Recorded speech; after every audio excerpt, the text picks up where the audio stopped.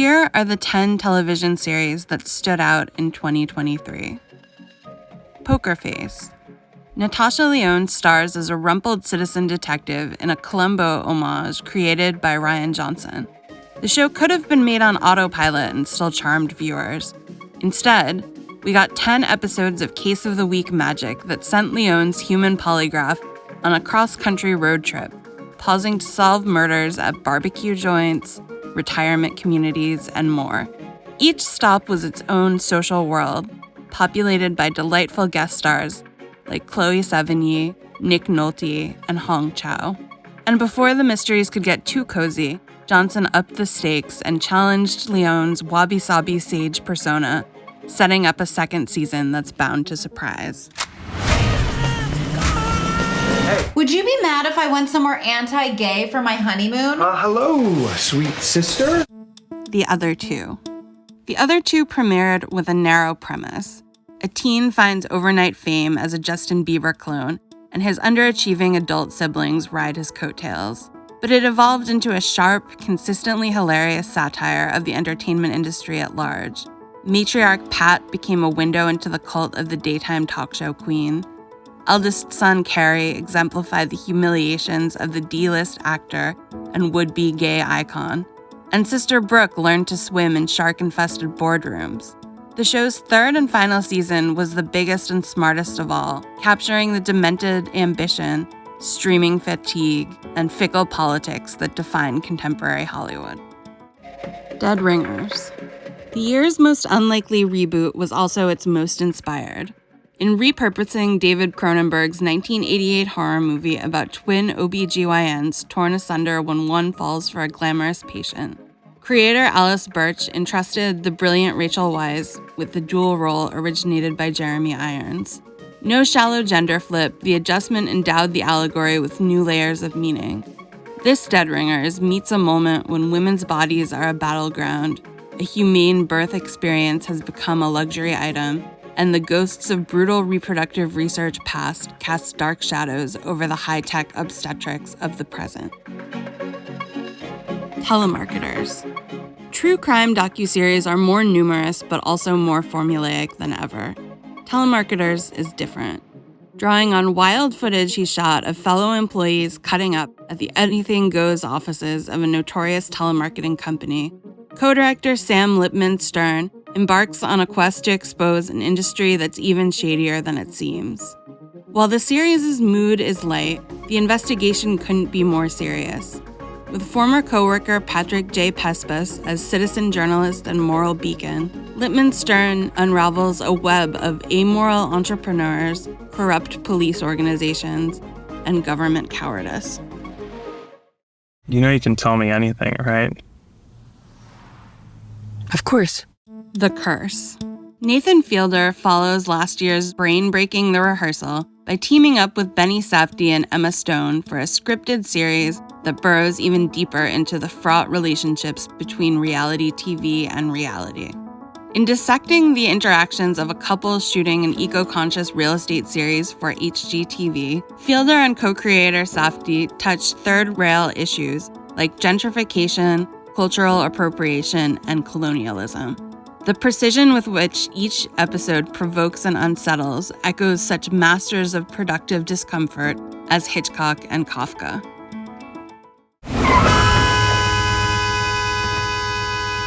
What is your problem? What? Beef. What could be more timely than a show about anger? Creator Lee Sung-jin casts Ali Wong and Steven Yeun as LA drivers whose road rage encounter escalates into a prank war that threatens to ruin both of their lives. Each party's fury is rooted in a lifetime of repression. While the show isn't about Asian American identities per se, it's grounded in the ethnic communities to which the characters belong, and specific to protagonists grappling with inequality, stereotyping, and the expectations of immigrant parents. Darkly hilarious, but also profoundly observant, Beef pairs the racially tinged negative emotions that the poet Kathy Park Hong famously named minor feelings with major stakes. Hey, are you guys leaving, or are you just gonna sit there? What'd you say? What'd you say? Say it again! I dare you to say it again! Rain dogs. I promise you, I will write us out of here. No, don't promise, just try. An intimate portrait of a fascinatingly unconventional family, Rain Dogs follows a peep show dancer and aspiring writer struggling to support her tween daughter with dubious help from her recently incarcerated gay best friend. He comes from a posh family. She can rarely make rent. He's a sadist. She has masochistic tendencies. They're toxic together, and they know it, but they can't stand to be apart. Creator Cash Caraway strikes the perfect balance of grit, warmth, and scathing British humor, ensuring that this dramedy neither trivializes its characters' pain nor devolves into a pity party. I'm a Virgo. The streaming arm of a megacorp led by one of the world's richest people kicked off 2023's hot labor summer with this flagrantly anti-capitalist comedy from radical rapper and Sorry to Bother You filmmaker Boots Riley.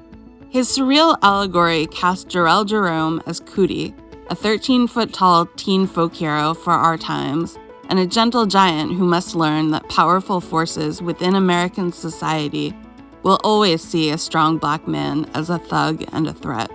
Riley's secret weapons are humor and humanism. His message may be militant, but he delivers it in a package cushioned by laughs, love, and a lively vision of liberation.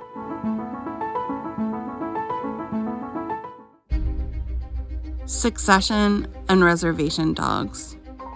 This was the rare year when two series brilliantly in their own ways fulfilled the potential of television. Succession, an Emmy-winning drama that drove water cooler conversation, was the obvious choice. Creator Jesse Armstrong and his virtuosic cast didn't waste a second of the show's final arc, which unfolded largely in the aftermath of media mogul Logan Roy's ingeniously executed mid-air death. Every episode earned the fanfare that greeted it. Swedish tech edgelord Lucas Mattsson waging psychological warfare on the Roy kids in Norway. That white-knuckle election episode. That tour de force funeral episode. The bangers just kept coming. And the finale made the biggest bang of all, ending a race to the bottom that everyone, especially the broken Roy siblings, won. Here to tell you a tale as old as time. Reservation Dogs, by contrast, never chased the zeitgeist. Sterling Harjo's dramedy chronicled the hijinks of outsiders, Native American teens on a reservation mourning a friend who died by suicide. Profane, poignant, at times psychedelic, the series moved fluidly between adolescent awkwardness, small-town character comedy, indigenous spirituality, and the righteous anger of the disenfranchised. While the teenage Res Dogs remained at the show's center, its circle kept expanding until it encompassed the entire community, young and old, living and spectral. Yet the two shows had plenty in common. Both were irreverent, both mixed poetically foul-mouthed comedy and tragedy. Both had profound things to say about the socio-political realities of our time, insights they accessed through finely wrought characters unique to their worlds. Lonely masters of the universe in one case, members of a disadvantaged but fiercely loving community in the other. Together, they capture the polarized extreme of American life in the year that was.